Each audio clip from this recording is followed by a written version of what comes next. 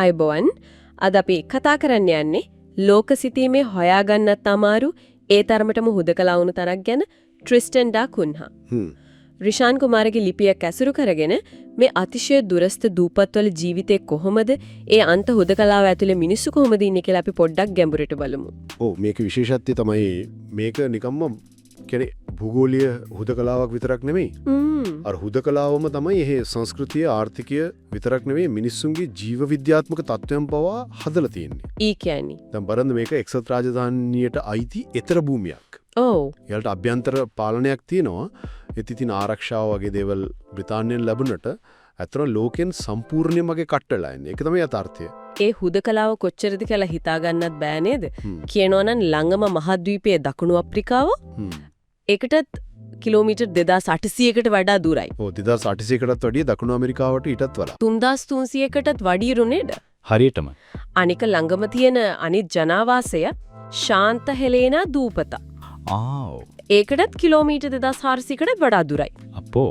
ඇත්තටම හිතා ගන්න අමාරු දුරක්. මේ ප්‍රධාන දූපත හැදිලා තියෙනෙත් ගිනි කන්දකින් නේද? ඔව් ක්වීන් මේරි ගිනි කන්ද. ඒක මීටර 2000කටත් වඩා උසයි. තාමත් සක්‍රියයි කියලාත් කියනවා. ඉතින් එහෙම පරිසරයක කොහොමද මිනිස්සු ජීවත් වෙන්නේ? හරිම පොඩි ප්‍රජාවක් 100 ගාණක් විතර. එයාලා ගොඩාක් වෙලාවට අර මුල් කාලේ අප බ්‍රිතාන්‍ය ජාතිකයන්ගෙන් පැවතෙන අය ජීවන රටාව එහෙම හරිම සරලයි. ගොඩක් දුරට ස්වයං පෝෂිත වෙන්න තමයි උත්සාහ කරන්නේ. එයාලගේ ප්‍රධානම ආදායම් මාර්ගය, ඒ කියන්නේ පිටලෝකෙක තියෙන සම්බන්ධ තමයි අර ට්‍රිස්ටන් රොක් ලොබ්ස්ටර් කියන පොකිරිස්සන්. ඒ විශේෂ පොකිරිස්සෙක්ද? ඔව්. ඒකට ජාත්‍යන්තර වෙළඳපොලේ හොඳ ඉල්ලුමක් තියෙනවා. ඒක තමයි ප්‍රධාන ආර්ථික ක්‍රියාවලිය. ඊට අමතරව අර්තාපල් වගාව. අර්තාපල්. ඔව් ගිනිකඳු පස සරු නිසා අර්තාපල් හොඳට හැදෙනවා. ඒක එයාලගේ ප්‍රධානම කෑම. එතකොට සත්තු එහෙම ඇති කරනවද? හරක්, බැටළුවෝ. ඔව් ඇති කරනවා. හැබැයි හරිම කළමනාකරණයකින්. මොකද ඉඩකඩ සීමිතයි නේ. ඉතින් සත්තු ගහනේ පාලනයකින් තොරව වෙඩිවෙන එක නවත්ත ගන්න ඕන. හරිම සැලසුම් සහගතව තමයි මේ දේවල් කරන්නේ. ඒත් ඉතින් ඔය තරම් හුදකලාව ඉන්නකොට අභියෝගات ඇතිනේ. මූලික පහසුකම්, ඒ කියන්නේ රෝහලක් එහෙම තියෙනවා. පොඩි රෝහලක් තියෙනවා. එකම එක කඩයයි තියෙන්නේ. පොඩි ඉස්කෝලයක්, තැපැල් කන්තෝරුවක්, පොලිසියක්, පොලිස් ස්ටේෂන් එකක් තියෙනවා. එක නිලධාරියයි ඉන්නේ. අර පොකිරිස් සෙන්ටින් කරන පොඩි කම්හලකුත් තියෙනවා. ඒත් අන්තර්ජාල පහසුකම් හරිම සීමිතයි. ඒ කියන්නේ හදිසි පණිවිඩයක් යවන්න විතරලු පුළුවන් වෙන්නේ ගොඩක් වෙලාවට. ජංගම දුරකථන එහෙම වැඩක් නෑ වගේ තමයි. මුහුදත් රළුයි කියනවා නේද? ඔව්. ඒක ලොකු ප්‍රශ්නයක්. දූපතට බෝට්ටුවකින් යන එක හරිම අමාරුයි. අවදානම්. අර ලෙඩ රෝගවලට ඔරොත්තු දීම අඩුයි කියන කාරණේත් වැදගත් නේද? අනිවාර්යෙන්ම. දැන් පිටලෝකේ ලෙඩවලට නිරාවරණය වෙනවා අඩු නිසා සාමාන්‍ය උණ හෙම්බිරිස්සාවකට උනත් සමහර විට ප්‍රතිශක්තිය අඩු වෙන්න පුළුවන්.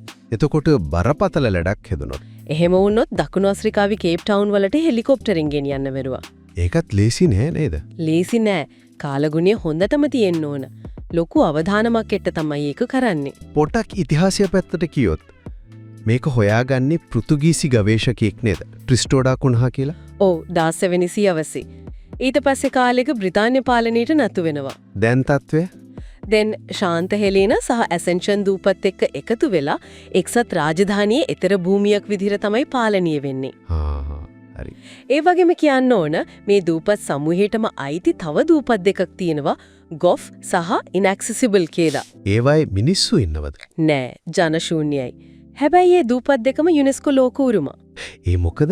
ඒ තියෙනවා අතිශය දුර්ලභ. ඒ වගේම මිනිස් බලපෑමෙන් තොරව ආරක්ෂා වෙච්ච කුරුළු පද්ධති, ශාක පද්ධති එහෙම.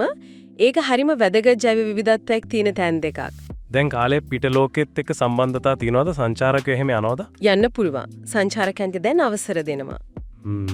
හැබැයි ඉතින් අර යන්න තියෙන අමාරුව නිසා එන්නේ හරිම සීමිත පිරිසක්. සමහර අය එයාලගේ අත්දැකීම් YouTube එහෙම දාලා තියෙනවා, දැකලා තියෙනවා.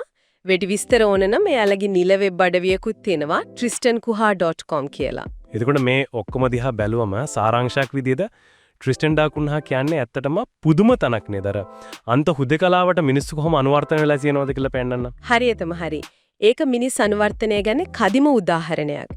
එයාලා තමන්ගේ සම්ප්‍රදායන් රැක ගන්න ගමන් අර පොකිරිස්සන් කර්මාන්තය වගේ බාහිර ලෝකයේ එක්ක තියෙන යැපීම් ඒ වගේම නූතන ලෝකයෙන් යන අභියෝග මේ හැමදේව සමබර කරගෙන තමයි ජීවත් වෙන්නේ.